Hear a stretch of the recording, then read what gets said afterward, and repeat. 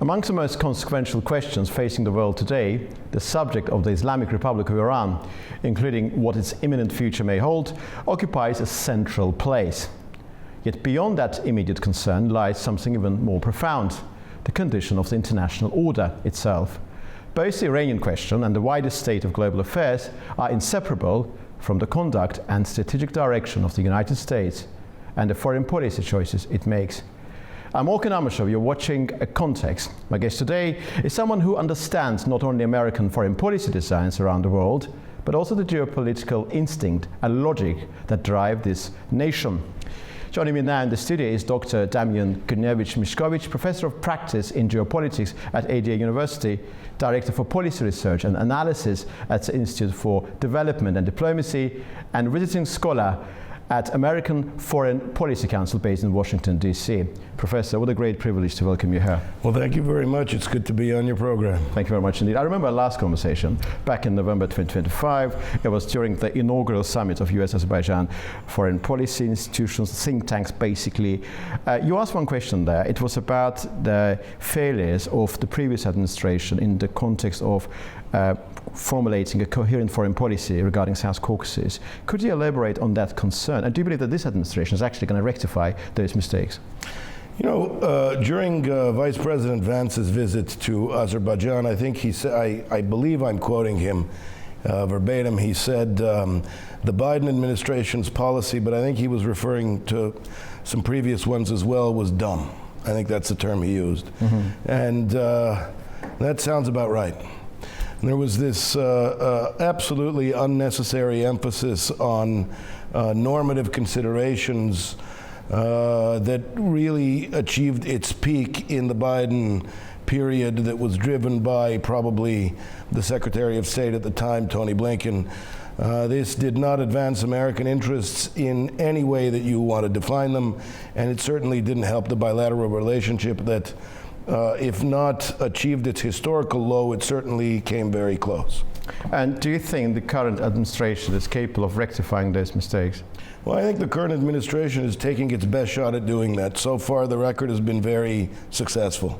If you look at this, the strategic logic that informed the Trump administration's choice to be the outside power that brings together the president of Azerbaijan and the prime minister of Armenia to come to public terms with sort of the peace process and the normalization process. This combination of strategic thinking and respect for sovereignty and commercial opportunities, and a couple of other things that made TRIP possible.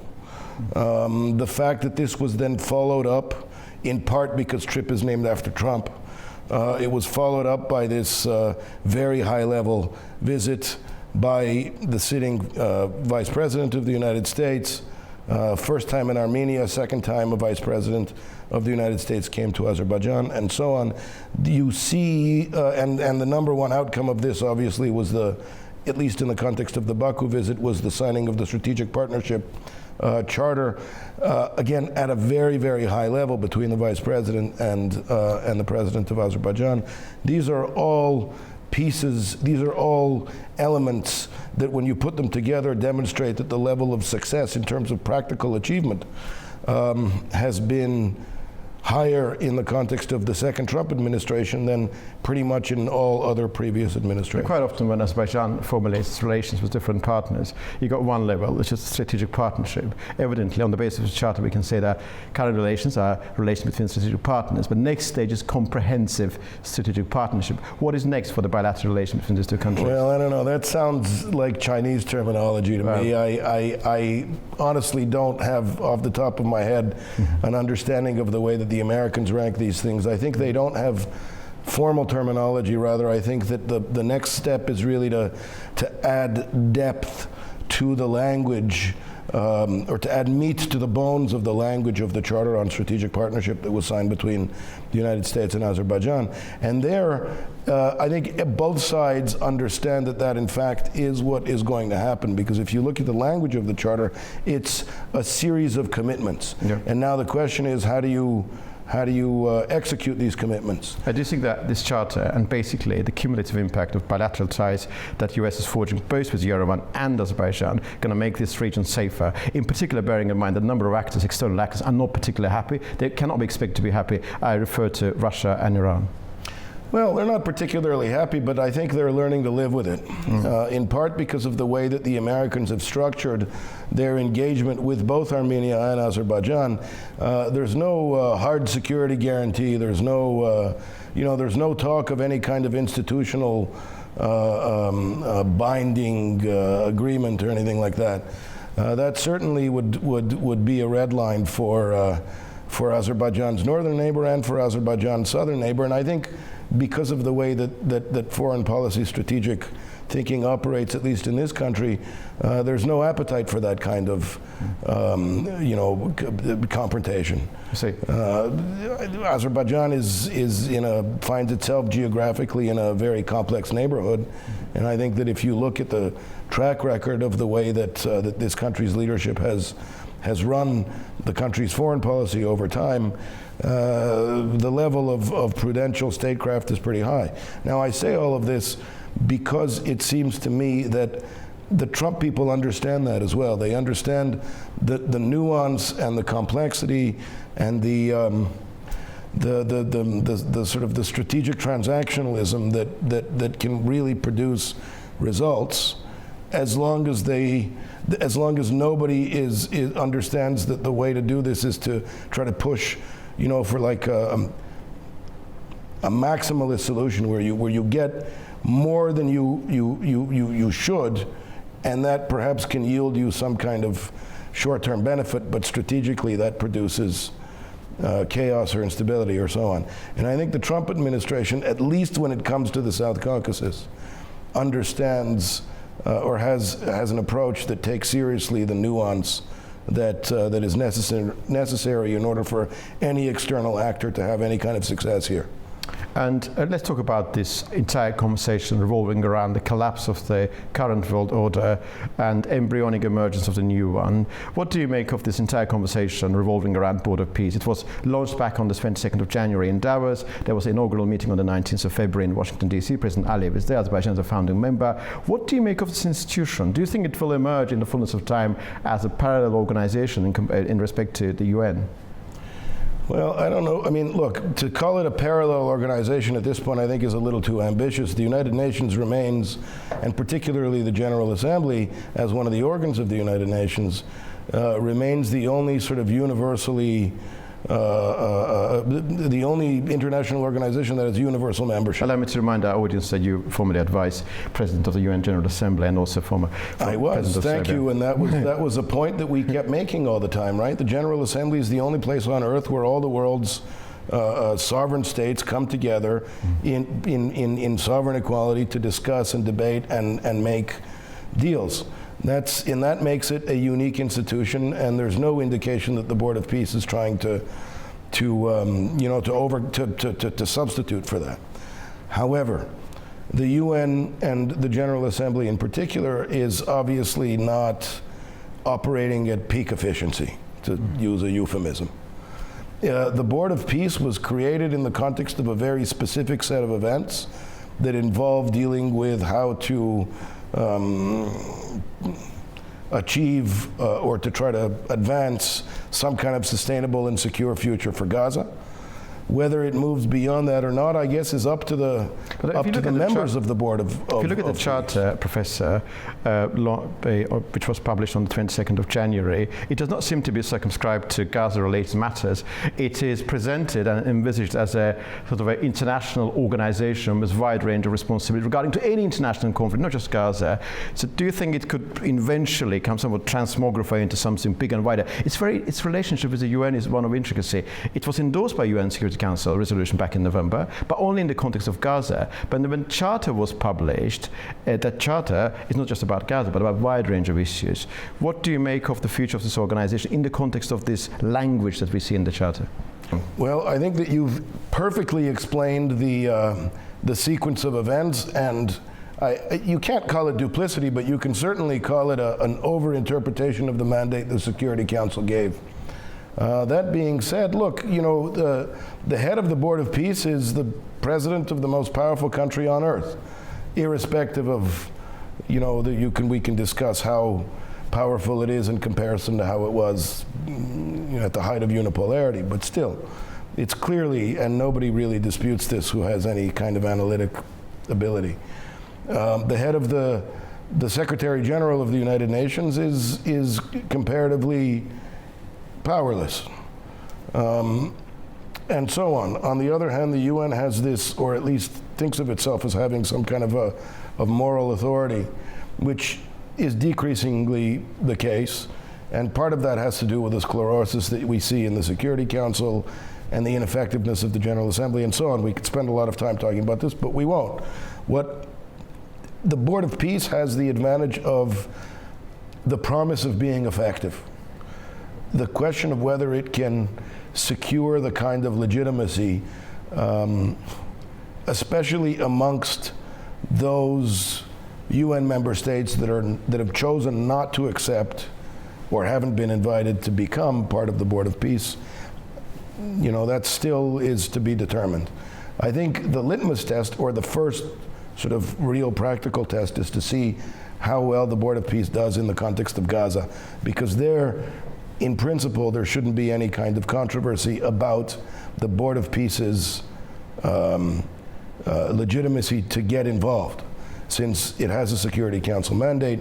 However important that may be or not, it's still there and it has some value. So let's see how they do there, and whether it goes beyond that is yet to be determined. One more question, Professor, if I may. Do you think it's going to deepen the transatlantic rupture further? Because key transatlantic allies of the United States are not there. UK is non-committal, but there has been no categorical refusal. But France and Germany have been very, very clear. What sort of impact it will produce for the transatlantic alliance, which has not been enjoying its best time? Well, the reasons for France and Great Britain on the one hand and Germany on the other are different.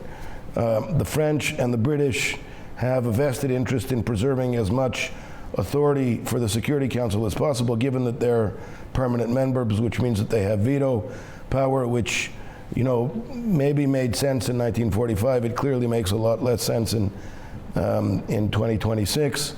The Germans have different reasons. Look, of course, the transatlantic relationship is being recalibrated. I'm not sure that I would call it, what did you say, a rupture? Rupture, that's what I think part of the reasoning here is that the European powers have been for a very long time, well, certainly the Trump administration thinks of them as having been free riders for a very long time. You look at the remarks that J.D. Vance made at the Munich Security Conference in 2025, and some subsequent remarks that he and others have made, the way that the America's understanding of its European partners and allies in the Trump administration's November 2025 national security strategy clearly shows that the Trump administration think that this kind of blind reliance by its European partners and allies on sort of America carrying them is not something that is in America's interest anymore. I think that the rest of the world understood or understands this kind of logic because, the countries that we're talking about in Europe, they're all EU member states. At least a couple of them are G7 economies, a couple more in the G20. These are wealthy, established, developed countries. And the Trump administration argument is, look, you don't need us anymore, and we don't want to treat you like children anymore, and you shouldn't get angry at us for the fact that we want you to be emancipated, geopolitically emancipated. But this is clearly causing locomotion in some domestic contexts in various parts of the European Union. The Trump administration has clearly not helped because of its rhetoric and some of its actions. The Greenland business is a good example of this and so on. But at the end of the day, look, I think that the Europeans are coming around to the fact that they need to to take better care of their own security. And that means that they have to deal with the budgetary implications of this, as well as a lot of other implications. Do you think any special role to be played by Britain under the circumstances in the view of the special relationship that has been cultivated for decades? Britain is a different power in respect to other continental powers. You know, the real basis of the special relationship between the United States and Great Britain is the intelligence relationship that they have. That's always going to be, I think, special. Always. For the foreseeable future, it will remain special. Good enough to be going on with them. And so in that context, sure, maybe, let's see, the British have been reasonably clever at leveraging that and other aspects of the special relationship. It remains to be seen how that will be able to be carried forward. I think the Americans are clearly trying to not focus on Europe. The Trump administration is looking to focus on other parts of the world, and that, I think, worries even the British, even in the context of this special relationship. If I may, Professor, I want to ask about Iran. Everybody's talking about Iran. Your general reflection on what's happening in and around Iran, but one specific moment. Back last year, summer, President Donald Trump said that Iran's nuclear capabilities were obliterated, beyond repair. I think he used this language. Now again, US administration is saying that we need to take all necessary measures to ensure Iran is not able to reach its nuclear ambitions. If those capabilities were destroyed beyond repair, how could they reasonably be expected to reach those ambitions in the fullness of time or in the foreseeable future? Well, that's a very difficult question to ask somebody who doesn't read the same paperwork that the American president reads. So I don't know the answer to that question. But I do know that, or at least I can make a plausible argument that I think that Trump personally is not interested in taking the United States down any road that could lead to some repetition of the entanglements that the Americans found themselves in when they made a choice to invade Iraq for the second time in 2003.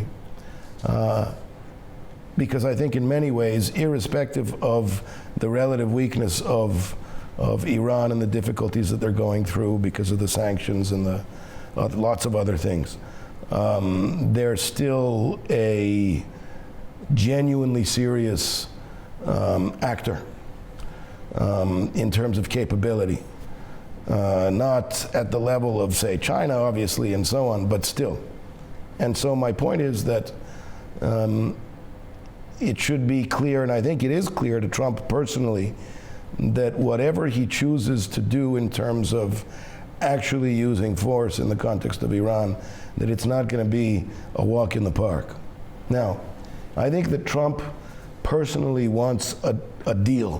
Whatever the terms of that deal are beyond my ability to speak to with any degree of precision, because I just don't know.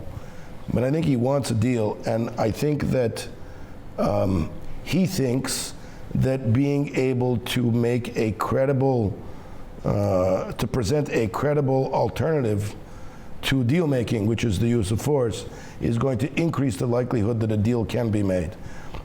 I'm not sure that that's the way that the Iranians will respond. Look, there are talks that are ongoing or that are about to start or just ended or whatever it was in Geneva. Yeah. I think the third round is about to begin or has already started. Well, so let's see how that goes. But I think that, again, my bottom line assessment here is the Trump people, Trump himself and the people around him who are participating in these decisions, think that having the credible use of force on the table is going to increase the likelihood that the United States and Iran can make a deal, whatever the terms of that deal may be. Thank you, Professor. But I can't help ask about President Ilham Aliyev's recent trip to Belgrade.